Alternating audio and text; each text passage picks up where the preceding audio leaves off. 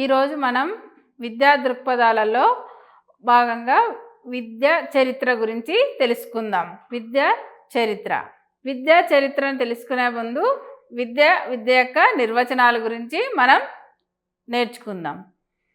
వివిధ రకాలైనటువంటి వేదాలు లేకపోతే ఉపనిషత్తులు వీటన్నిటిలో వివిధ నిర్వచనాలు విద్యకు ఇచ్చారు. మంచి అలవాట్లను కలిగించేదే విద్య, తద్వారా నైతికతను కలిగించేది విద్య అని చెప్పిన వారు ప్లేటో. మంచి అలవాట్లు కలిగించడం విద్య ద్వారానే అవుతుంది, అందువల్ల నైతికత అన్నది వస్తుందని ప్లేటో చెప్పారు. ఆరోగ్యవంతమైన శరీరంలో స్వచ్ఛమైన మనసును ఏర్పరచున్నది విద్య అని చెప్పిన వారు అరిస్టాటిల్. విద్య జీవిత కార్యక్రమంలోని విశిష్టమైన భాగము, అది అనిర్వచనీయము, అది మానవుడికి స్వేచ్ఛను ప్రసాదిస్తుంది, అమృతత్వాన్ని ఆపాదిస్తుంది అని చెప్పినది ఉపనిషత్తులు.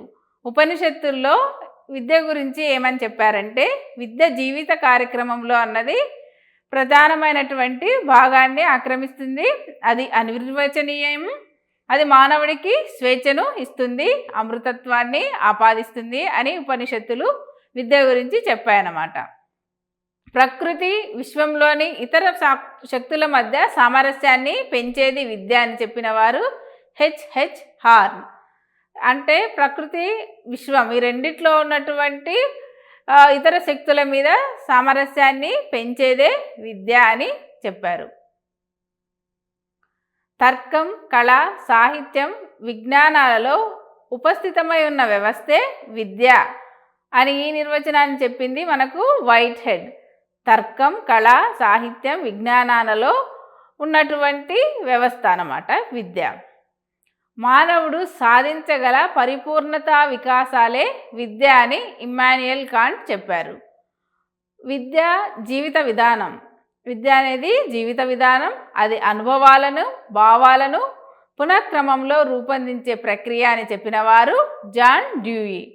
విద్య అనేది జీవిత విధానం, అది అనుభవాలను, భావాలను ఒక క్రమంలో రూపొందించే ప్రక్రియే ఈ విద్య అన్నది అని చెప్పింది జాన్ డ్యూయి. బ్రహ్మ లేదా ఆత్మజ్ఞానమే విద్య, అది మానవుణ్ణి కర్మణ్యునిగా, స్వధర్మ నిష్ఠాపరుడిగా చేస్తుంది. అంటే ఆత్మకు సంబంధించినటువంటి జ్ఞానం లేదా బ్రహ్మకు సంబంధించినటువంటి జ్ఞానమే విద్య అని భగవద్గీతలో ఉందన్నమాట. అది మనిషిని ఏం చేస్తుంది? స్వధర్మ నిష్ఠాపరుడిగా చేస్తుంది, పనివైపు మొగ్గు చూపేటట్లు చేస్తుంది విద్య అని భగవద్గీతలో ఉందన్నమాట.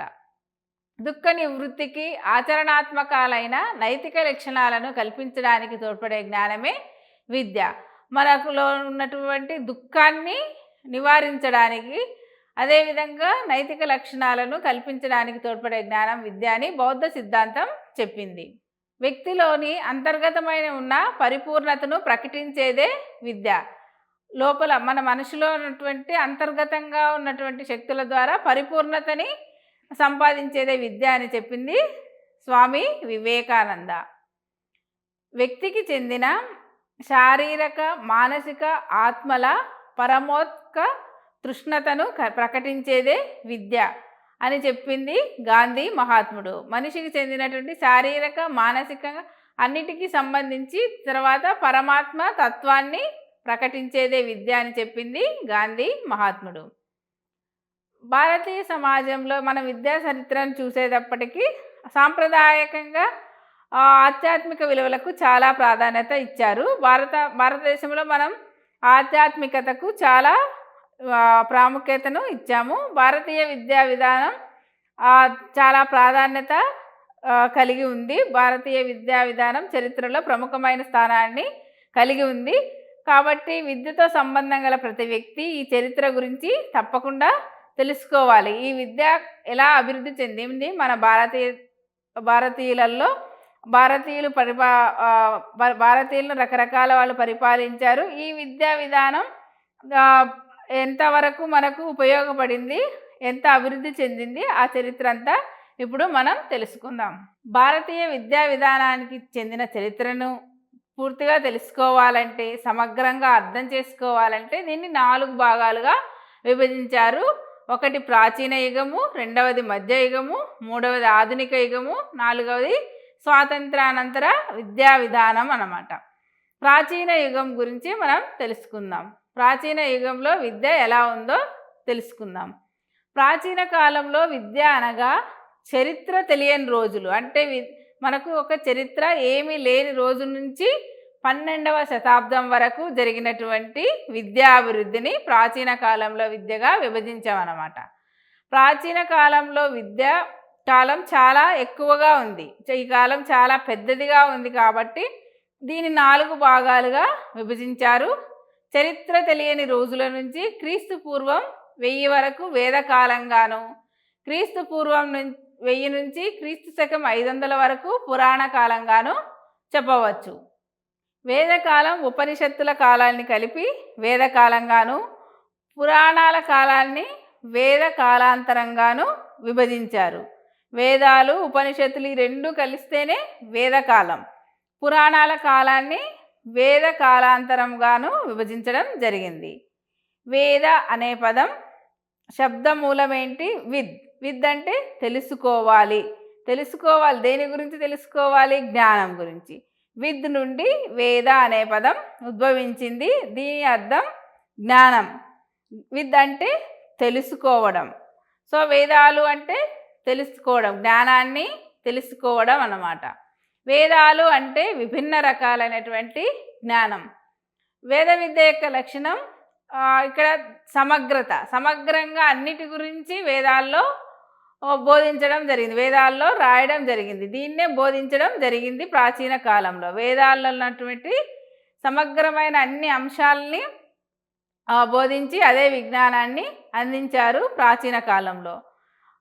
మొదట వేదాలను రాయలేదు. మహాభారత కాలంలో ఏం జరిగిందంటే కృష్ణ ద్వైపాయనుడైనటువంటి వేదవ్యాసుడు చతుర్వేదాలను, సూక్తులను మండలాలతో కూర్పు చేసినట్లు మనకు తెలుస్తోంది. మహాభారత కాలంలోనే ఈ వేదాల గురించి మనకు తెలియవచ్చిందన్నమాట. భారతదేశంలో వేదకాలం నుంచి విద్య యొక్క ప్రధాన లక్ష్యం ఏంటి అంటే, విద్య ఎందుకు నేర్చుకోవాలి, విద్య యొక్క లక్ష్యం ఏంటి అంటే, మానవ జీవితంపై ప్రభావం చూపే అంశాలపై కాంతిని ప్రసరింపచేసి మార్గదర్శకత్వం వహించడం. మానవ జీవితం వివిధ లోటుపాట్లకు గురవుతుంది. వివిధ రకాలైనటువంటి ప్రభావాలు ప్రతి మనిషి జీవితంలోనూ ఉంటాయి, మానవుని జీవితంలో కూడా ఉంటాయి. ఏ ఏ అంశాలు మనిషిపై ప్రభావం చూపుతున్నాయో ఆ అంశాలను మనం గురించి సమగ్రంగా తెలుసుకోవడం అన్నమాట. విద్య ఆధ్యాత్మిక విషయంలో మోక్షాన్ని, భౌతిక విషయంలో సంపన్నతను కలిగిస్తుంది. ఈ విద్య ద్వారా ఆధ్యాత్మిక విషయాలు నేర్చుకున్నప్పుడు మోక్షాన్ని ప్రసాదించడానికి ఉపయోగపడుతుంది. అదేవిధంగా భౌతిక విషయంలో రోజువారీ జీవితం గడపడానికి సంపన్నతను కలిగిస్తుంది. విద్య ఏం చేస్తుంది ఇంకా అంటే, మానవుడిలోని భ్రమలను, బాధలను తొలగించి సరైన జీవితాన్ని పెంపొందించే లక్ష్యంతో ఈ విద్య కొనసాగడం జరిగింది. విద్య మనుషుల యొక్క బాధల్ని తొలగించడానికి ఒక సాధనంగా ఉపయోగపడింది. కొంతకాలం హిందుత్వం ప్రకారం జీవితానికి ప్రధానమైనటువంటి జననం, మరణం, వీటి గురించి సత్యాన్వేషణ చేయడమే విద్య అనుకున్నారు. మొదట్లో ప్రాచీన కాలంలో హిందుత్వం ప్రకారం జీవితానికి ప్రధానమైన ఈ పుట్టుక ఎలా జరుగుతుంది, ఈ మరణం ఏమవుతుంది, మరణించిన తర్వాత మనిషి ఎక్కడికి వెళ్తున్నాడు, వాటి గురించి సత్యాన్ని అన్వేషణ చేయడమే విద్యగా భావించడం జరిగింది. ప్రాచీన విద్యా విధానం హిందూ తాత్విక సంప్రదాయాలని ఆధారంగా చేసుకొని విస్తరించడం జరిగింది. ప్రాచీన కాలంలో విద్య ఎక్కువగా హిందూ సంప్రదాయాల్ని ఆధారం చేసుకొని విస్తరించింది. ఉద్యమం లేదా సంసారం భారతీయ తత్వశాస్త్రం యొక్క అన్ని పాఠశాలలలో ఒక సాధారణ లక్షణంగా చెప్పవచ్చు. సంసారం, ఉద్యమం ఈ రెండిటి గురించి భారతీయ తత్వశాస్త్రాలు అన్నీ బోధించాయి. అన్ని పాఠశాలల్లో ఇదే ఒక ప్రధానమైనటువంటి లక్షణంగా ఉండింది. ఈ వేద విద్యను ఏం చేశారంటే, పైకి ఎదగడానికి, మనిషి ఉన్నతంగా ఎదగడానికి, ఏదైనా సాధించడానికి వీలు కల్పించే ఒక సాధనంగా ఉపయోగపడింది. వేదాలలో ఉన్నటువంటి సారాన్ని ప్రాచీన కాలంలో బాగా నేర్చుకునేవారు. ఆ వేద విద్యను దేనికి? మనిషి సర్వతోముఖ అభివృద్ధి చెందడానికి, పైకి ఎదగడానికి, సాధించడానికి ఈ వేద విద్య ఉపయోగపడింది. విద్య లేకుండా ఏ ఒక్క వ్యక్తి క్రమ పద్ధతిలో అభివృద్ధి చెందడు అని భావించడం జరిగింది. కాబట్టి ప్రతి ఒక్కరికి విద్య కావాలి. మనిషి క్రమబద్ధమైన జీవితాన్ని జీవించడానికి విద్య కావాలని భావించారు. అదేవిధంగా మూర్ఖత్వం, అజ్ఞానాన్ని తొలగింపడం చేయడం ద్వారా ఈ రెండింటిని తొలగిస్తేనే మోక్షం పొందడం అన్నది జరుగుతుందని ఉపనిషత్తుల్లో ఉంది. మూర్ఖత్వం, అజ్ఞానాన్ని తొలగింప చేయడం ద్వారా మోక్షం పొందడం అనేది ఉపనిషత్తుల్లో ఉన్నటువంటి సారాంశం. విద్య యొక్క ఆశయం ఏంటి అంటే చిత్తవృత్తి నిరోధం. మన ఇష్టం వచ్చినట్టు ఉండడం కాదు, మన చిత్తానుసారం భావాల్ని వ్యక్తీకరించడం కాదు, వాటిని నిరోధించగలగాలి. అంటే బుద్ధిని క్రమబద్ధీకరించేదిగా ఈ విద్య ఉండాలి అని ప్రాచీన కాలంలో భావించడం జరిగింది. ఇది 2 రకాలుగా జరిగేది. ఎలాగా అంటే మొదటిది ఐహికం, అంటే సమాజంలో ఒక ఉత్తమ వ్యక్తిగా సంఘ జీవనం గడపడానికి ఉపయోగపడేది ఈ విద్య. విద్య ఎలా ఉండాలి? సమాజంలో మంచివాడు అనిపించుకోవాలి, సంఘంలో అందరితో కలిసిమెలిసి జీవించడానికి ఉపయోగపడేదిగా ఉండాలి. దీన్ని ఐహికం అన్నారు. అంటే ఇది అపర విద్య అని అన్నారు. రెండవది ఆయుష్మికం, అంటే ముక్తి, మోక్షం పొందడానికి ఉపయోగపడే విద్య. దీన్ని పరావిద్య అని అన్నారు. ఆనాడు భారతదేశంలో ప్రజలు చిన్న చిన్న సమూహాలుగా ఏర్పడి జీవనం కొనసాగించారు.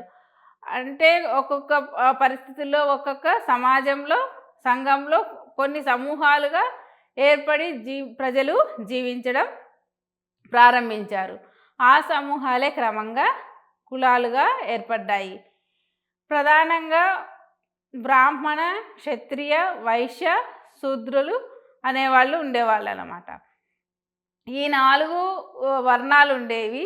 ఈ 4 వారి జీవన విధానానికి ఉపయోగపడే విధంగానే విద్యాబోధన జరిగింది.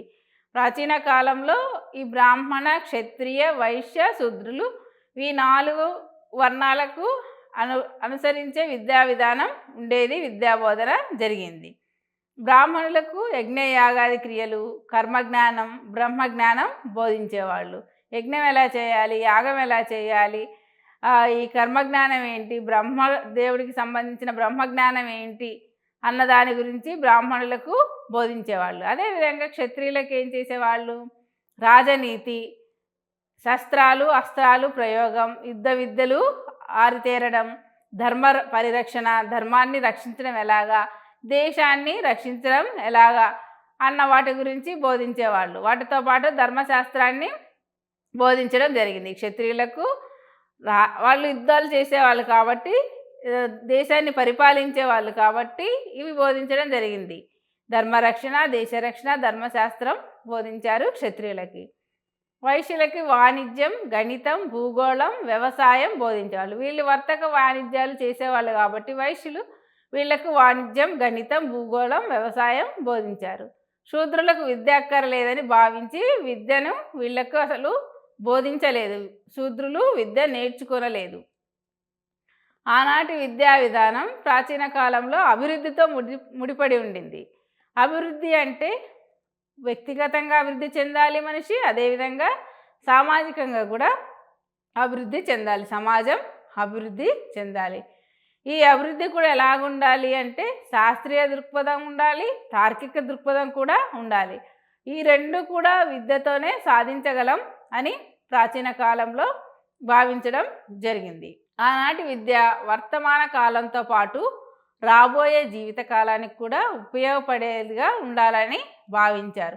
ఇప్పుడు జరుగుతున్న పరిస్థితులు కాకుండా ఫ్యూచర్కి కూడా, రాబోయే జీవితకాలం కూడా నేర్చుకున్న విద్య ఉపయోగపడాలి అని భావించారు.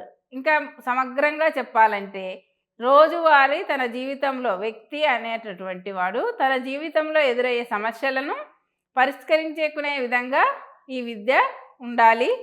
అదేవిధంగా సమాజం ఎదుర్కొంటున్న సమస్యలను పరిష్కరించుకునే విధంగా వ్యక్తిని తయారు చేయాలి. అంటే తన సొంత సమస్యల్ని పరిష్కరించుకోవాలి, సమాజంలో ఉన్నటువంటి సమస్యల్ని కూడా పరిష్కరించగలగాలి ఈ విద్య అని అదే విద్యా లక్ష్యంగా ప్రాచీన కాలంలో విద్య కొనసాగింది. అప్పుడే ఏమవుతుంది, స్వయం సమృద్ధి కలిగిన భావి పౌరులుగా తయారు చేయగలుగుతాము. అంటే వాళ్ళు సొంతంగా వాళ్ళ కాళ్ళ మీద నిలబడేటటువంటి భావి పౌరులుగా తయారు చేసినట్లు ఉంటుందని భావించారు. ప్రాచీన కాలంలో విద్యలో ప్రతి వ్యక్తి తన వ్యక్తిగత జీవితాన్ని 4 ప్రధాన ఆశ్రమాలలో గడుపుతారు. 4 భాగాలుగా విభజించారు జీవిత కాలాన్ని. అవి బ్రహ్మచర్యం, గృహస్థాశ్రమం, వానప్రస్థం, సన్యాసం. బ్రహ్మచర్యం, గృహస్థాశ్రమం, వానప్రస్థం, సన్యాసం. ఈ 4 ప్రధాన ఆశ్రమాలుగా విభజించారు. ఈ 4 ఆశ్రమాలలో 4 పురుషార్థాలను సాధించాలి అని ఉద్ఘాటించడం జరిగింది.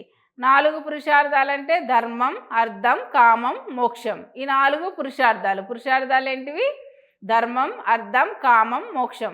వీటన్నిటిలో ధర్మం ప్రధానమైంది. ధర్మం అందరూ పాటించాలి అని భావించారు. విద్య అనేది వ్యక్తి తన యొక్క ఆశ్రమ ధర్మాలని నిర్వర్తించడానికి, ఈ చతుర్విధ పురుషార్థాలను సాధించడానికి దోహదపడేదిగా ఉండాలని భావించడం జరిగింది. అంటే విద్య నేర్చిన వ్యక్తి ఈ ఆశ్రమ ధర్మాలని సక్రమంగా పాటించాలి. 4 ధర్మాలు ఉన్నాయని చెప్పాను కదా, ఆ 4 ధర్మాలని అదేవిధంగా చతుర్విధ పురుషార్థాలను సాధించడానికి ఉపయోగపడేదిగా ఉండాలని భావించడం జరిగింది. వేదకాలపు తొలి దశలో స్త్రీలు కూడా ఇక్కడ విద్యను అభ్యసించేవాళ్ళు. స్త్రీలకు విద్యాభ్యాసానికి హక్కు ఉండింది. వేదకాలపు తొలి దశల్లో స్త్రీలకు కూడా ఉపనయన కర్మలకు అర్హత ఉండేది. ఉపనయనం చేయడానికి వీటన్నిటికీ ఈ వేదకాలంలో స్త్రీలకు అర్హత ఉండేది. ఉపనిషత్తుల్లో మనం చూస్తే గార్గి, మైత్రేయి లాంటి వాళ్ళు తమ పాండిత్య ప్రతిభతో పేరు ప్రఖ్యాతులు కాంచారు. అప్పట్లో స్త్రీ విద్యకు ప్రాధాన్యం ఉంది. వాళ్ళల్లో పండితులు గార్గి, మైత్రేయి వీళ్ళ గురించి ఉపనిషత్తుల్లో ఉంది. తర్వాత మనుస్మృతి కాలానికి వచ్చేసరికి సాంఘిక పరిస్థితులు మారిపోయాయి. స్త్రీల అంతస్తు, వారి యొక్క పాత్రల్లో గణనీయమైన మార్పు వచ్చింది. విద్యాభ్యాసానికి హక్కు లేకుండా చేశారన్నమాట. స్త్రీకి ఉపనయన కర్మలు ఉపనయనం చేస్తే విద్యాభ్యాసం చేయించాలి. అందువల్ల స్త్రీలకు, బాలికలకు ఉపనయన కర్మలను నిషేధించడం జరిగాయి. బాలురతో ధీటుగా సమానంగా గురువు దగ్గరికి వెళ్ళి, ఆశ్రమానికి వెళ్ళి విద్యాభ్యాసం చేసే అవకాశం లేకుండా చేయడం జరిగింది అన్నమాట. మను కాలంలో స్త్రీగా కొన్ని నిబంధనలు, కట్టుబాట్లు సంఘం ఆమెకు నిర్ణయించింది. స్త్రీగా నువ్వు ఇలాంటి కట్టుబాట్లలో ఉండాలి, ఈ నిబంధనలు పాటించాలి అని నిర్ణయించడం జరిగింది. సంఘం ఆమె పాత్ర కేవలం కుటుంబానికే పరిమితం చేసింది. కుటుంబంలోనే ఉండాలి, కుటుంబాన్ని చూసుకోవాలి, కుటుంబానికే నీ పాత్ర పరిమితమని చెప్పింది. ఈ కాలంలో తన పాత్రను నిర్వహించడానికి, ఆ పాత్రను సరిగ్గా కుటుంబంలో నిర్వహించడానికి కావలసిన విద్యను చిన్నతనంలో ఎవరు ఇచ్చేవాళ్ళు అంటే తల్లిదండ్రులు.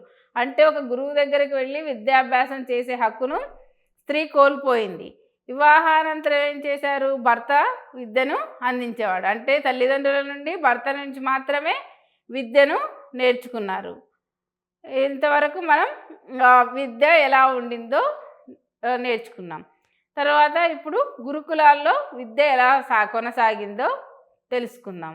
వేదకాలంలో విద్యా విధానం ఆశ్రమాలలో జరిగింది. ఆనాడు నియత పాఠశాలలు కానీ నియత పాఠ్య ప్రణాళిక రెండూ లేవన్నమాట.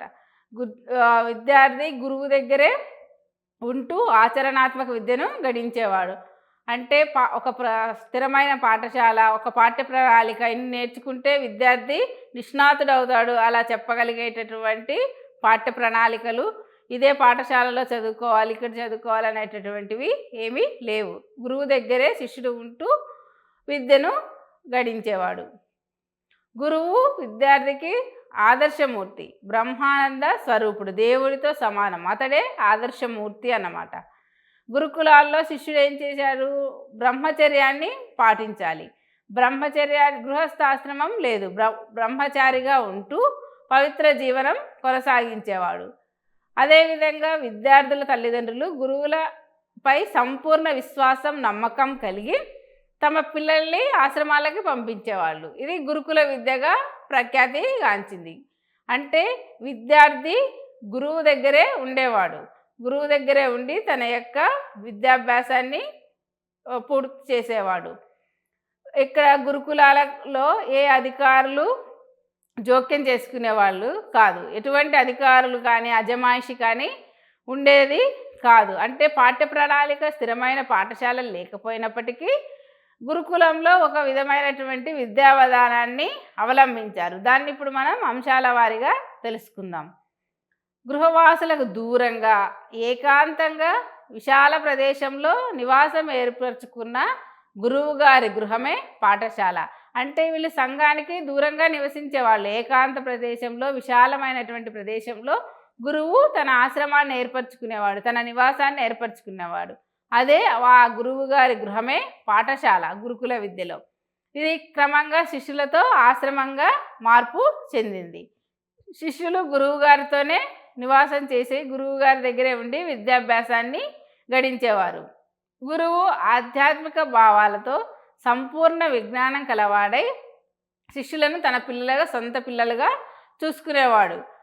అంటే ఆధ్యాత్మికతను బోధించేవాడు, అదేవిధంగా రకరకాలైనటువంటి విజ్ఞానాన్ని విద్యార్థులకు బోధించేవాడు.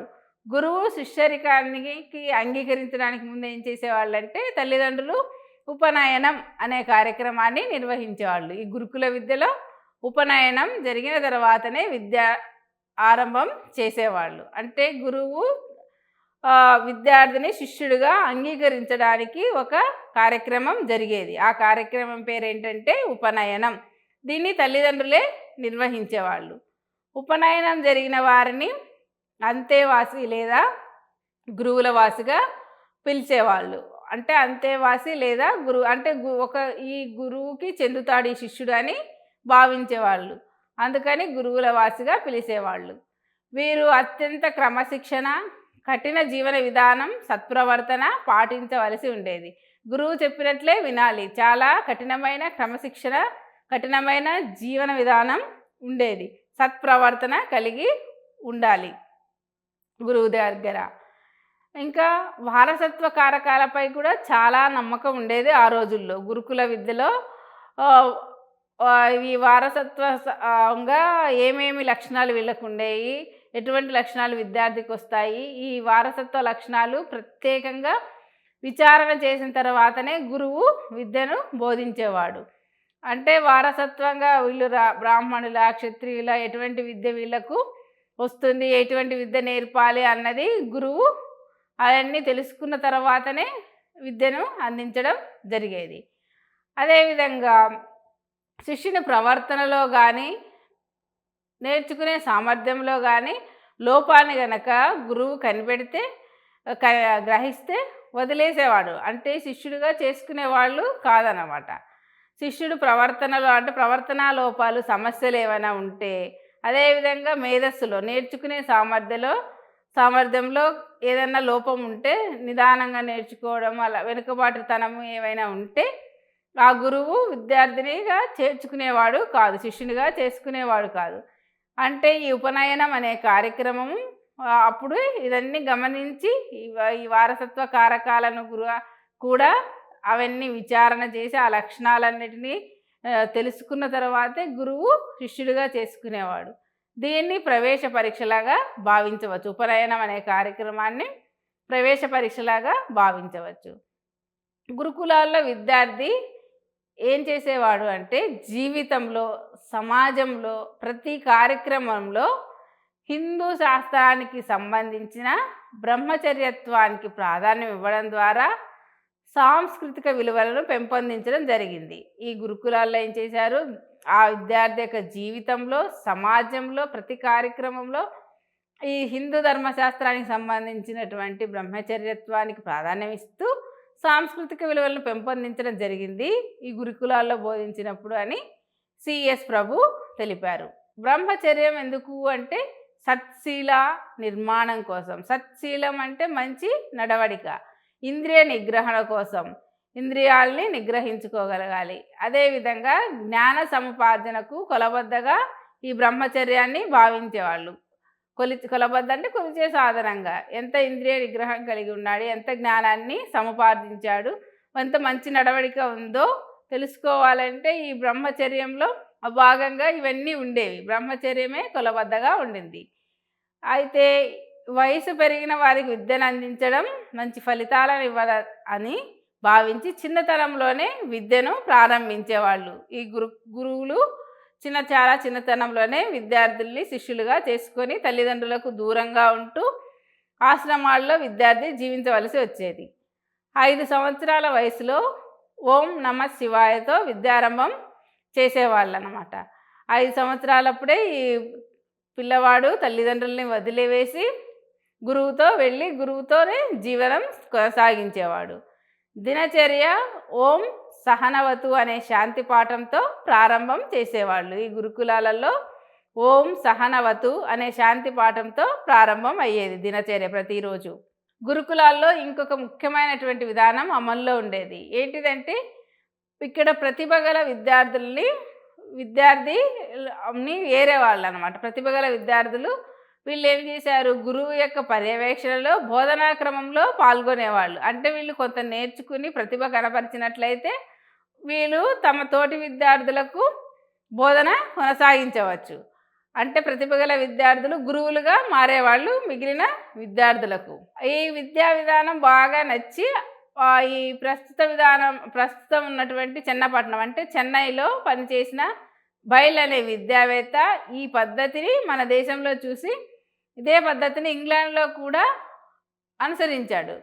సర్వజనీన విద్యా వ్యాప్తి అంటే అందరికీ విద్యను తక్కువ ఖర్చుతో సాధించగలమని ప్రయోగాత్మకంగా అక్కడ ఏం చేశారు,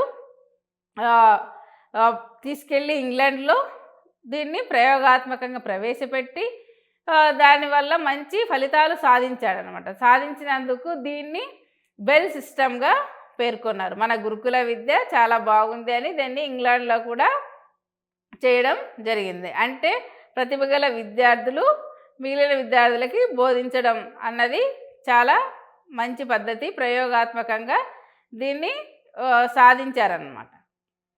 విద్యా లక్ష్యాలు ఏం చేశారు అంటే ఆ రోజుల్లో విద్యా లక్ష్యాలు ఎలా ఉన్నాయి అంటే విద్యను వ్యక్తిగతమైంది, పూర్తిగా ప్రతి వ్యక్తికి ఆ వ్యక్తికి సంబంధించిందిగా భావించి బోధించేవాళ్ళు. వ్యక్తికి చెందిన సంపూర్ణమైనటువంటి మూర్తిమత్వాన్ని సాధించే లక్ష్యంతో ఈ విద్యా ప్రక్రియ కొనసాగింది. అంటే ప్రతి వ్యక్తి సంపూర్ణ మూర్తిమత్వాన్ని సాధించాలి. సంపూర్ణ మూర్తిమత్వం అంటే మానసికంగా, శారీరకంగా, సాంఘికంగా అన్ని రకాలుగా ఎదగడం అన్నమాట. విద్య యొక్క అంతిమ లక్ష్యం ఏంటి అంటే ఏకాగ్రత. సంపూర్ణ మూర్తిమత్వాన్ని సాధించి చివరి లక్ష్యం ఏంటి అంటే ఏకాగ్రత, మోక్షాన్ని పొందడం. ఈ రెండు వచ్చిన తర్వాత మోక్షాన్ని ఎలా పొందాలి అనే లక్ష్యంతో కొనసాగింది విద్య.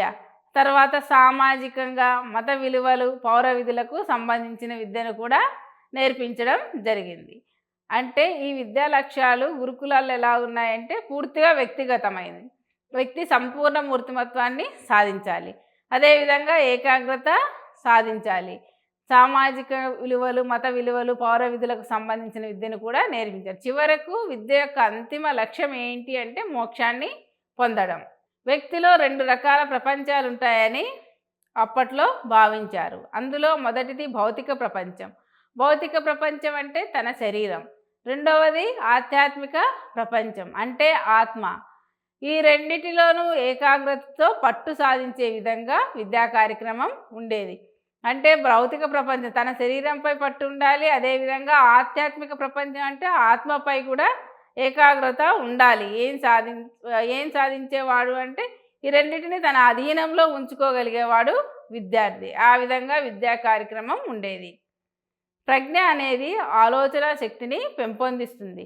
ఆలోచన శక్తి పెంపొందించి ప్రస్తుత జీవన విధానాన్ని విద్యార్థి తనంతట తాను ఎలా జీవించాలో గుర్తింపచేసేవాళ్ళు అన్నమాట.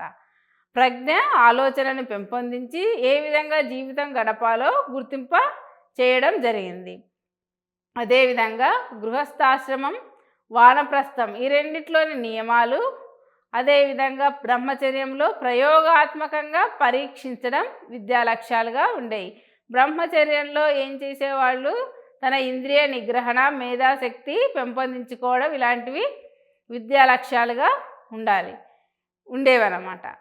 సంక్షిప్తంగా చెప్పాలంటే విద్యా లక్ష్యం ఈ గురుకులాల్లో ఏంటిదంటే సత్శీలం, మంచి నడవడిక, సత్ప్రవర్తన కలిగి ఉండాలి. మంచి ప్రవర్తన, మంచి శీలం కలిగి ఉండాలి. అదేవిధంగా గురుకులాల్లో పాఠ్యాంశాలు ఏమున్నాయంటే పాఠ్యాంశాలని కనుక పరిశీలిస్తే గురుకులాల్లో పాఠ్య విషయాల కంటే గురువు గారి మౌఖిక అంశాలకే ప్రాధాన్యం ఉండేది. గురువు నోటితో ఏవి చెప్పేవాడో వాటికే చాలా ప్రాధాన్యత ఇచ్చేవాళ్ళు. ఇవి వేదాలు అనేవి వీరికి పాఠ్యపుస్తకాలు. వేదాల్ని ఆమూలాగ్రం ఆశాంతం మొత్తం నేర్చుకునేవాళ్ళు దాంట్లో ఉన్నటువంటి అంశాలన్నిటినీ. వీటితో పాటు భాష, వ్యాకరణం, జ్యోతిష్యం, ఛందస్సు మొదలైనవి బోధించేవాళ్ళు. సమాజానికి పనికి వచ్చే విద్యను కూడా ఈ గురుకులాల్లో అందించేవాళ్ళు. అంటే భాష, వ్యాకరణం, జ్యోతిష్యం, ఛందస్సు బోధించారు. అదేవిధంగా సమాజానికి పనికి వచ్చే విద్యను అందించేవాళ్ళు. విద్యాబోధన ఏ విధంగా ఉండేది అంటే ప్రధానంగా ఆర్య సాంప్రదాయ పద్ధతిలో ఉపనిషత్తుల ప్రభావంతో సంస్కృత భాషలోనే జరిగింది. గురుకులాలలో విద్యాబోధన సంస్కృత భాషలో జరిగింది. అదేవిధంగా శిష్యుని యొక్క మనస్తత్వం ప్రకారం శాంతి, సంతోషకరమైన జీవితం గడపడానికి కావలసిన మంచి అలవాట్లు, నైతిక విలువలతో కూడిన విద్యను అందించేవాళ్ళు. అదేవిధంగా శీల నిర్మాణం కోసం సన్నివేశాలు కల్పిస్తూ బోధన జరిగేది. విద్యాబోధన పద్ధతి ఆర్య సాంప్రదాయ పద్ధతి. అదేవిధంగా సన్నివేశాల్ని అన్నిటికీ ఉదాహరణ సిట్యువేషన్స్ కల్పిస్తూ బోధించడం జరిగింది. సంస్కృత భాషలోనే బోధించేవాళ్ళు. విద్యార్థి కూడా అణుకువతోనూ ప్రశ్నల ద్వారా గురువుకు సేవలు చేసేవాళ్ళు. అణుకువగా ఉండేవాళ్ళు. వాళ్ళకి ఏమైనా సందేహాలు వస్తే ప్రశ్నల ద్వారా గురువుని అడిగి తెలుసుకునేవాళ్ళు. అదేవిధంగా సేవలు చేసి తృప్తిపరిచి జ్ఞానం పొందేవాళ్ళు అని చెప్పిన దాన్ని బట్టి ప్రశ్నించడం, సందేహాలు తీర్చుకోవడం అనే పద్ధతి ద్వారా విద్యాభ్యాసం జరిగిందని మనం చెప్పవచ్చు. అంటే గురుకులంలో ప్రశ్నించి ఆ సందేహాలు తీర్చుకునే పద్ధతి ద్వారా విద్యాభ్యాసం జరిగింది. ఉపనిషత్తుల ప్రకారం ఈ అభ్యసనాన్ని 3 దశలుగా విభజించారు. మొదటిది శ్రవణం, రెండవది మననం, మూడవది నిధిధ్యాసనం. శ్రవణం, మననం, నిధిధ్యాసనం ఈ 3 ఉపనిషత్తుల ప్రకారం విభజించారు. గురువు పలికిన దాన్ని విని దాన్ని అనుకరించడం శ్రవణం.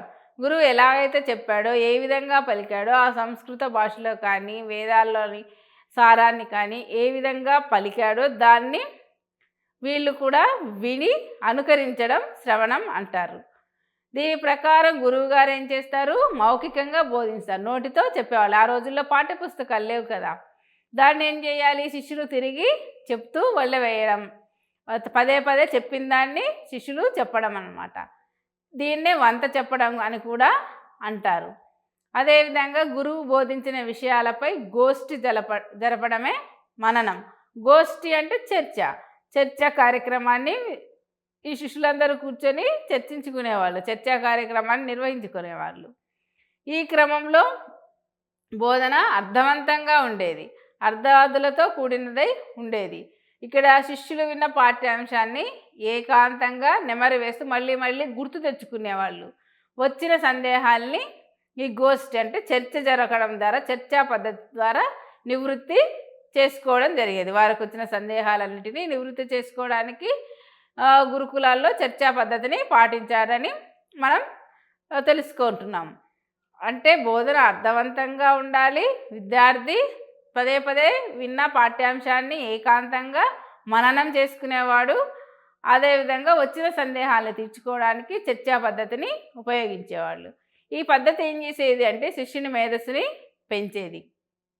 చివరికి నిధిధ్యాసనం అంటే శిష్యుడు నేర్చుకున్న విషయాలను తన జీవితానుభవాలతోనూ, జీవితంలో వచ్చేటటువంటి అనుభవం, తను ప్రతి విషయానికి కొన్ని అనుభవాలు ఉంటాయి కదా, ఆ నేర్చుకున్న విషయాలని తన జీవితానుభవాలకు సరిపోల్చుకునేవాడు. అదేవిధంగా ఇతర శాస్త్రాలను అధ్యయనం చేసి స్వయం ప్రతిభతోను తన సొంత ఆలోచన, తన సొంత ప్రతిభతో ఆలోచించి ఈ జ్ఞానాన్ని సముపార్జన చేసుకుంటూ ధ్యానంలో నిమగ్నానికి ప్రయత్నించేవాడు. అంటే ఏది ఎలా చేస్తే కరెక్ట్ అవుతుంది, ఎటువంటి మార్గాన్ని ఉపయోగించాలి, ఏ శాస్త్రాన్ని అతను ఉపయోగించి ఆ జీవిత అనుభవాన్ని పాఠంగా నేర్చుకునేవాడు. అంటే తనకు వచ్చిన సమస్యల్ని పరిష్కరించడానికి తన స్వయం ప్రతిభను మరియు ఆలోచనలను శాస్త్రాలలో నుంచి అధ్యయనం చేసిన విషయాల్లోనూ ఈ జ్ఞానాన్ని అంతటినీ కలిపి తన యొక్క సమస్యను పరిష్కరించుకొని ఎలా పరిష్కరించాలన్న విధంగా ధ్యానంలో కూడా ఉండేవాడు అన్నమాట. ఇట్టి ధ్యానంలో అత్యున్నత స్థానాన్ని చేరడం అంటే మోక్షాన్ని పొందడం. అంటే గురుకులాల్లో విద్య చివరి లక్ష్యం ఏంటి అని చెప్పాను, మోక్షాన్ని పొందడం. ఈ విధంగా నిధి ధ్యాసనం చేసేవారు. దీని ద్వారా సత్యాన్ని గ్రహించగలిగేవాళ్ళు. అదేవిధంగా విద్య యొక్క మూల లక్షణం శీల నిర్మాణం, మంచి నడవడిక. ఇట్టి శీల నిర్మాణానికి దోహదపడే సన్నివేశాలు కల్పిస్తూ సాగిన విద్య నాణ్యతలో ప్రపంచంలోనే ప్రఖ్యాతి కాంచింది మన గురుకులాల్లో జరిగినటువంటి విద్య. ఈ విధంగా ప్రారంభించిన గురు ఆశ్రమాలు విశ్వవిద్యాలయాల స్థాయికి చేరి అంతర్జాతీయ ఖ్యాతిని గడించాయి.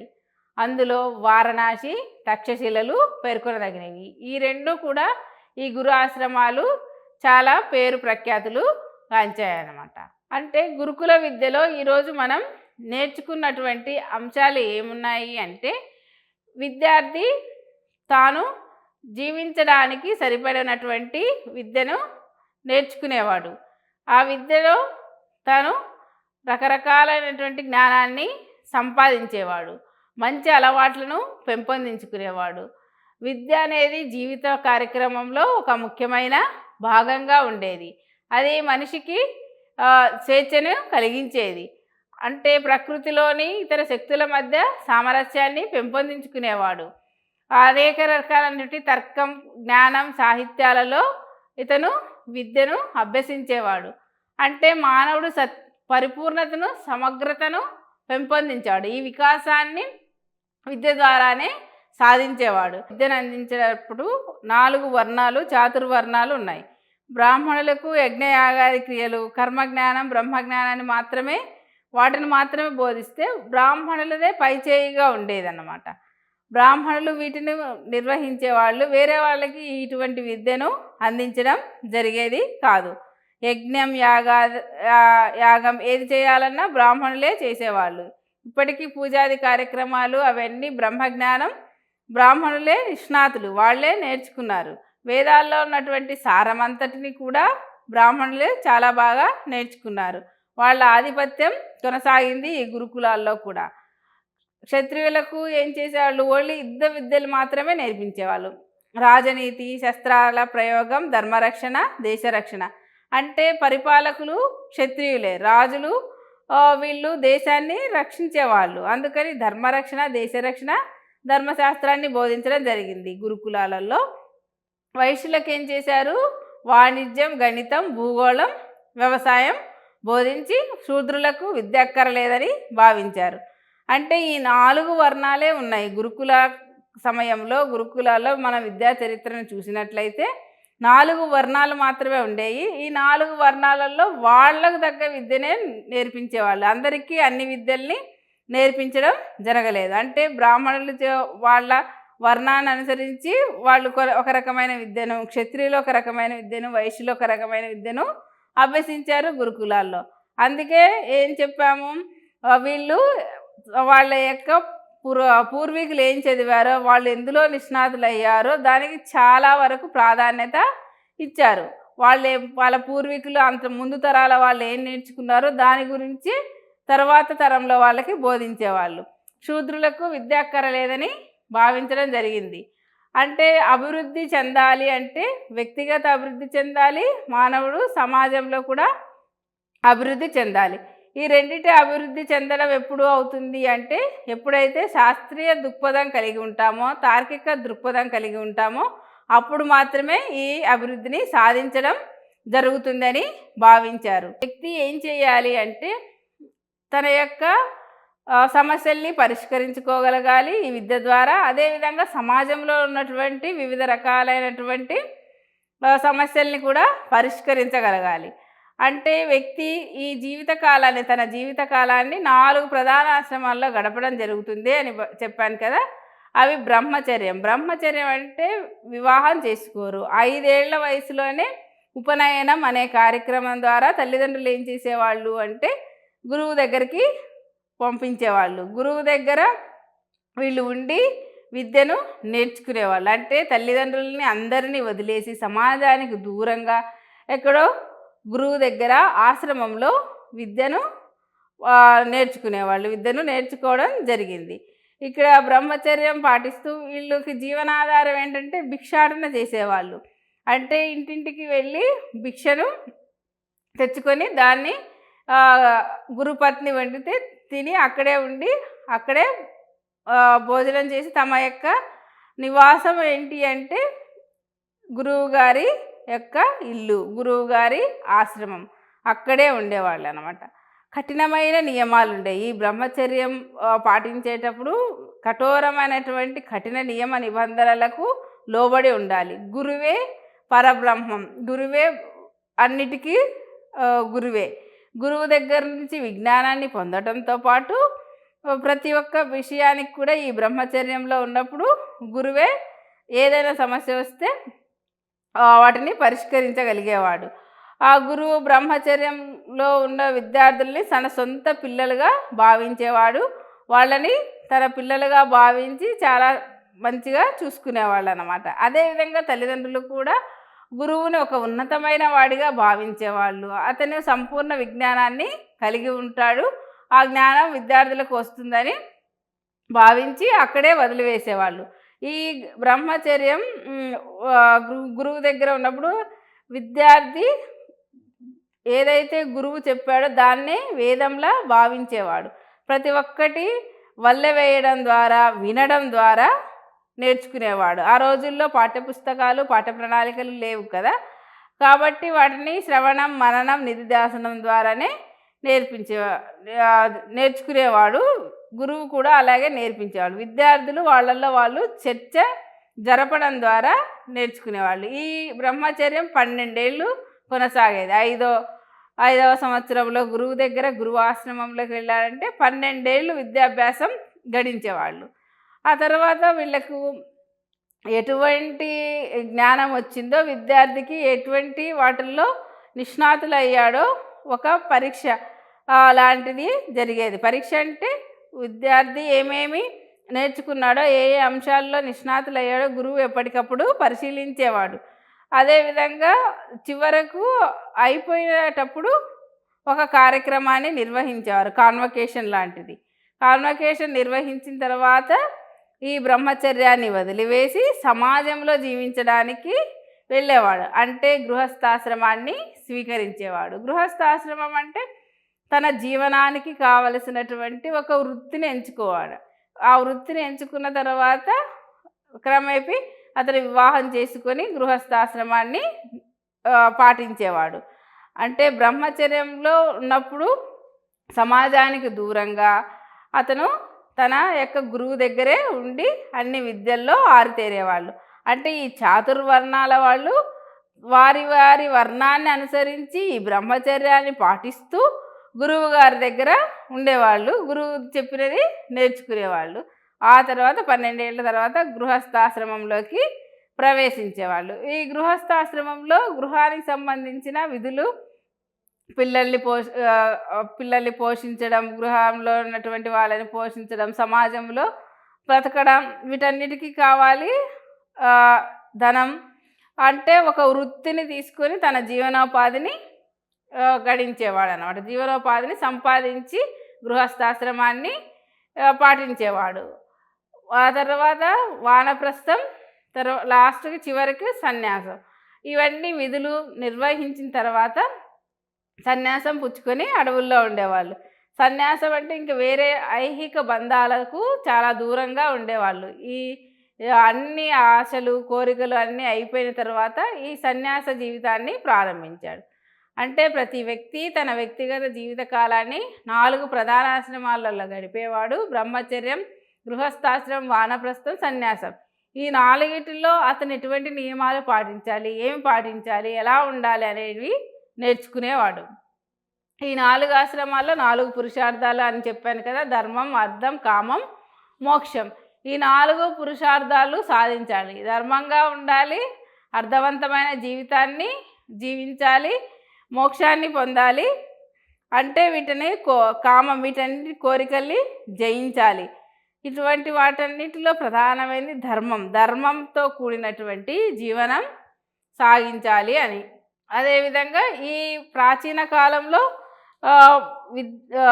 స్త్రీలకు విద్యా హక్కు ఉండేది, కానీ గురుకులాలలో విద్యా హక్కు లేదు.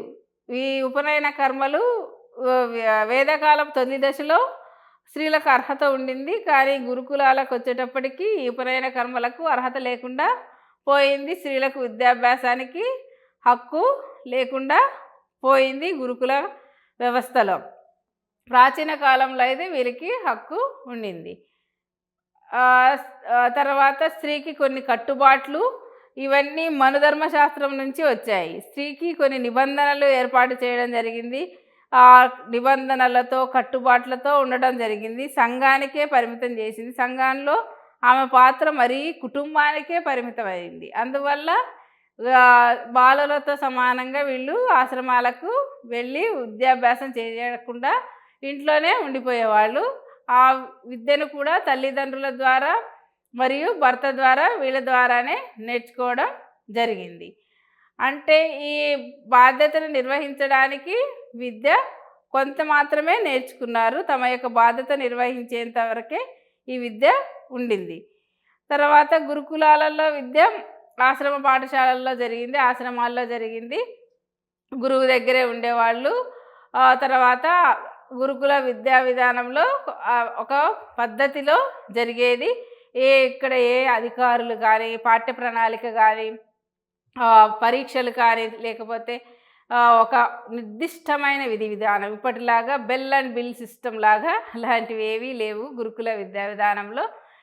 అధికారుల అజమాయిషి కానీ, జోక్యం కానీ లేదు. అది ఆ విధంగా వాళ్ళు గురువు నేర్పించిన దాన్నంతటిని నేర్చుకోవడం జరిగింది. గృహవాసులకు దూరంగా ఏకాంతంగా విశాలమైనటువంటి ప్రదేశంలో నివసించేవాళ్ళు. అదేవిధంగా ఆధ్యాత్మికతను పెంపొందించుకునేవాళ్ళు, ఆధ్యాత్మిక కార్యక్రమాల్లో పాల్గొనేవాళ్ళు, సంపూర్ణమైనటువంటి విజ్ఞానాన్ని అందించేవాళ్ళు. కఠినమైనటువంటి క్రమశిక్షణ, కఠినమైనటువంటి జీవన విధానం ఉండేది. సత్ప్రవర్తనను కలిగి ఉండేవాళ్ళు విద్యార్థి.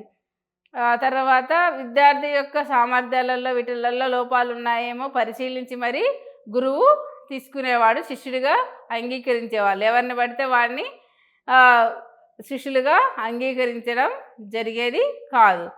అంటే గురుకుల విద్యలో చాలా వరకు బ్రహ్మచర్యత్వానికి చాలా ప్రాధాన్యతను ఇవ్వడం జరిగింది. 5 సంవత్సరాలలో గురువు దగ్గరికి వెళ్ళి 12 సంవత్సరాల వరకు ఉండేవాళ్ళు అన్నమాట. ఈ విద్యా లక్ష్యాలు మనం ఏమేమి నేర్చుకున్నామంటే, విద్యను వ్యక్తిగతంగా భావించేవాళ్ళు. ఆ విద్యను వాళ్ళు వ్యక్తిగతంగా, అంటే ప్రతి వ్యక్తికి ఒక భిన్నమైన విద్యా విధానం ఉండేది. అంటే ఆ విద్యార్థికి తగ్గట్టు అతని యొక్క నైపుణ్యాన్ని అనుసరించి, మేధాశక్తిని అనుసరించి, అతని యొక్క ఇష్టాయిష్టాలను బట్టి కూడా విద్య బోధించేవాళ్ళు. అంటే పూర్తిగా వ్యక్తిగతమైంది, అభిరుచికి అనుసారంగా విద్యను బోధించేవాళ్ళు. ఎందుకంటే విద్యను వ్యక్తిగతంగా భావించారు కాబట్టి. అదేవిధంగా సంపూర్ణ మూర్తిమత్వం, అంటే శారీరకంగా, మానసికంగా, సాంఘికంగా విద్యార్థి అభివృద్ధి చెందాలి, సంపూర్ణమైనటువంటి మూర్తిమత్వాన్ని సాధించాలి అనేటటువంటి లక్ష్యంతో ఈ గురుకులాల విద్యలో విద్యా ప్రక్రియ కొనసాగడం జరిగింది. ఈ విద్య యొక్క అంతిమ లక్ష్యం ఏం చెప్పారు? మోక్షాన్ని పొందడం, ఏకాగ్రతను సాధించాలి, మోక్షాన్ని పొందాలి. అంటే సమాజంలో ఎలా ఉండాలి, ఏం జీవించాలి, ఎటువంటి వృత్తిని కొనసాగించాలి, అదేవిధంగా మత విలువలు పెంపొందించుకోవడం, పౌరునిగా అతనికి ఏం విధులు ఉన్నాయి అని వీటన్నిటికి సంబంధించినటువంటి విద్యా జ్ఞానాన్ని అందించేవాళ్ళు అన్నమాట. అంటే విద్య నేర్చుకున్నవాడు అన్నిట్లోనూ అభివృద్ధి సాధించగలగాలి. అంటే భౌతిక ప్రపంచానికి సంబంధించినటువంటి జ్ఞానం అంటే శరీరాన్ని కంట్రోల్లో ఉంచుకోవడం ఎలాగా, అంటే ఏకాగ్రత ఎలా సాధించాలి, శరీరం తన ఆధీనంలో ఉండాలి, అంటే భౌతికంగా, శారీరకంగా, మానసికంగా సమాజంలో జీవించడానికి, అంటే ఈ భౌతిక ప్రపంచంలో జీవించడానికి శరీరం తన ఆధీనంలో ఉండాలి. సమాజంలోని కట్టుబాట్లకు అనుగుణంగా అతను జీవనం కొనసాగించాలి. వ్యక్తి అనేటటువంటి అతనికి శరీరం, ఆత్మ రెండు ఉంటాయి. శరీరానుసారంగా భౌతిక ప్రపంచంలో జీవించినప్పటికీ సమాజంలోని కట్టుబాట్లకు అనుసరించి తన జీవనం కొనసాగించాలి. రెండవదేమో ఆధ్యాత్మిక ప్రపంచం అని చెప్పాను కదా, ఆత్మకు సంబంధించిన జ్ఞానం. ఆ రోజుల్లో ప్రాచీన కాలంలో కానీ, గురుకులాల్లో కానీ, వేదాల్లో, ఉపనిషత్తుల్లో వీటన్నిటిలో చెప్పింది ఏంటి అంటే మోక్షం పొందడం. ఆత్మ ఈ పుట్టుక ఏంటి అంటే జననం, మరణం, ఈ రెండింటికి సంబంధించిన అంశాల మీద చాలా చర్చ జరిగేది. మనిషి చనిపోయిన తర్వాత ఎక్కడికి వెళ్తాడు, బ్రహ్మజ్ఞానం ఏంటి, ఈ పుట్టుక అనేది ఎలా జరుగుతోంది, వీటి మీద చాలా రకాలైనటువంటి జ్ఞానాన్ని, ఆధ్యాత్మిక జ్ఞానాన్ని కూడా అందించేవాళ్ళు. వీటన్నిటిపైన పట్టు సాధించగలిగే వాళ్ళు ఆనాటి విద్యార్థులు. అంటే సంక్షిప్తంగా చెప్పాలంటే ఈ గురుకుల విద్యా విధానంలో కానీ, ప్రాచీన కాలం విద్యా విధానంలో కానీ, అంటే వేదాలకు ముందు విద్య, దీన్ని మనం చూసినట్లయితే ప్రజ్ఞ, ఆలోచన శక్తి రెండింటిని కలిగి తను ఎలా జీవించాలి, సమాజంలో జీవించడానికి ఉపయోగపడే విధంగా విద్య ఉండాలి. సమాజంలో ఉపయోగపడే విధంగా విద్య అంటే విద్య యొక్క ప్రధాన లక్ష్యం సత్శీలం, మంచి శీలాన్ని కలిగి ఉండాలి. మంచి శీలం ఎప్పుడు వస్తుంది, మంచి నడవడిక ఎప్పుడు వస్తుంది, అన్నిటినీ కూడా మనం అధీనంలో ఉంచుకోవాలి. ఇంద్రియ నిగ్రహణం ఉండాలి. అదేవిధంగా సత్ప్రవర్తన, మంచి ప్రవర్తన, సమాజంలో మంచివాడిగా పేరు ప్రఖ్యాతులు కాంచాలి. అంటే మంచి విద్యార్థి, మంచి మనిషి, మంచివాడు అనిపించుకోవాలి అంటే మంచి నడవడిక, మంచి ప్రవర్తన, సత్శీలం, సత్ప్రవర్తన, ఈ రెండు ఉంటే తప్పితే అతను మంచి వ్యక్తిగా, మంచి పౌరునిగా రూపొందడని భావించాలి. ఇదే విద్యా లక్ష్యాలుగా ఉండేవి. బ్రహ్మచర్యంలో ప్రయోగాత్మకంగా అన్నిటిని గురించి, ఇంద్రియ నిగ్రహణ గురించి, వాటి గురించి, అన్నిటి గురించి విద్యార్థిని పరీక్షించేవాళ్ళు అన్నమాట. ఎంత ఇంద్రియ నిగ్రహం కలిగి ఉన్నాడు, ఎటువంటి నియమాలు పాటిస్తున్నాడు, ఇతని జీవన విధానం ఎలా ఉంది, ఏముంది అని అన్నిటినీ పరీక్షించేవాళ్ళు. మౌఖిక అంశాలకు ఎక్కువ ప్రాధాన్యం ఇచ్చేవాళ్ళు. జ్యోతిష్యం సంబంధించింది, వ్యాకరణం, భాషను బాగా నేర్పించేవాళ్ళు. భాష పైన పట్టు బాగా సాధించేవాళ్ళు.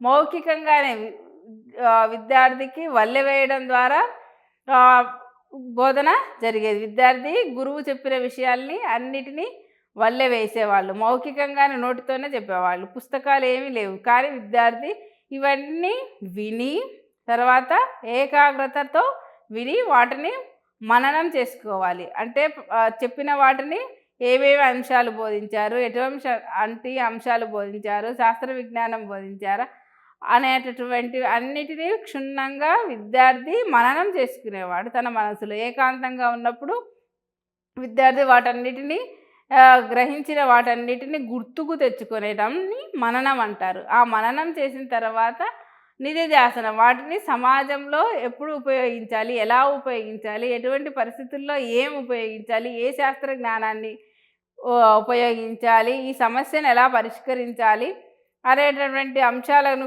గురించి నిధిధ్యాసనం చేసేవాడు. అంటే ఆ రోజుల్లో సమాజానికి పనికి వచ్చే విద్యనే అందించారు. సమాజంలో తను ఎలా బతకాలి, ఏ వృత్తిని స్వీకరించాలి, ఎటువంటి విజ్ఞానాన్ని ఉపయోగించి తన జీవనాన్ని కొనసాగించాలి అనేటటువంటి అంశాలపై చాలా ప్రాధాన్యత ఇవ్వడం జరిగింది. అదేవిధంగా అనేక రకాలైనటువంటి నైతిక విలువలతో కూడినటువంటి సన్నివేశాలని కల్పించే వాళ్ళు. శీలం చాలా ప్రాధాన్యత సంతరించుకునింది. అణుకువగా ఉండేవాళ్ళు. అంటే ఇక్కడ విద్యాభ్యాసం ప్రశ్నించడం, సందేహాలు తీర్చుకోవడం, చర్చించడం, ఇవి విద్యా పద్ధతులు. విద్యాబోధన జరిగింది. ప్రశ్నించడం ద్వారా తమ సందేహాల్ని తీర్చుకోవడం, క్వశ్చనింగ్ మెథడ్ అనుకోవాలి. క్వశ్చనింగ్ చాలా ఎక్కువ ప్రాముఖ్యత సంతరించుకో. తనకు వచ్చేటటువంటి సందేహాలన్నిటినీ విద్యార్థి గురువుని ప్రశ్నలు అడగడం ద్వారా సందేహాల్ని తీర్చుకునేవాడు. అంటే విద్యార్థికి గురువుతో మంచి సత్సంబంధాలు ఉండేవి. ఏ గురువు బోధించిన విషయాలపై గోష్ఠి జరపడం అన్నట్టు. గోష్ఠి అంటే ఈ రోజుల్లో మనం డిస్కషన్ అంటున్నాం, చర్చ. విద్యార్థులందరూ కూర్చొని ఏం బోధించారో వాటి ఆ విషయాలు ఒకరితో ఒకరు పంచుకునేవాళ్ళు. గురువు చెప్పిన దాన్ని అనుసరించి, దాన్ని అనుకరించి, ఎలా పలికాడో దాన్ని అనుకరించి, గురువు గారి యొక్క బోధనని అనుసరించి అందరూ కూర్చొని దానిపైన చర్చ జరిపి ఏమేమి నేర్చుకున్నారో గోష్ఠి చేసి గోష్ఠి జరపడం ద్వారా మననం చేసుకునేవాళ్ళు. గురువుగారు లేకున్నప్పటికీ విద్యార్థులందరూ కూర్చొని బోధించిన విషయాలపై చర్చ కొనసాగించేవాళ్ళు. తర్వాత దాన్ని మననం చేసుకునేవాళ్ళు. ఆ పద్ధతి వల్ల ఏమైంది, శిష్యుడు సంపూర్ణమైన జ్ఞానాన్ని పెంపొందించుకోలేవాడు. అంటే శిష్యుని యొక్క మేధస్సుని ఈ పద్ధతుల్లో జరిగే శ్రవణం, మననం, నిధిధ్యాసనం, ఈ 3 చాలా ముఖ్యమైన విషయాలు గురుకుల పద్ధతిలో. ఈ గురుకుల పద్ధతిలో బోధన అర్థవంతంగా ఉండేది. విన్న పాఠాన్ని నెమరువేస్తూ ఏకాంతంగా సందేహాలను నివృత్తి చేసుకుంటూ చర్చా పద్ధతి ద్వారా విద్యార్థులు విద్యను అభ్యసించడం గురుకులాలలో జరిగిందని చెప్పవచ్చు.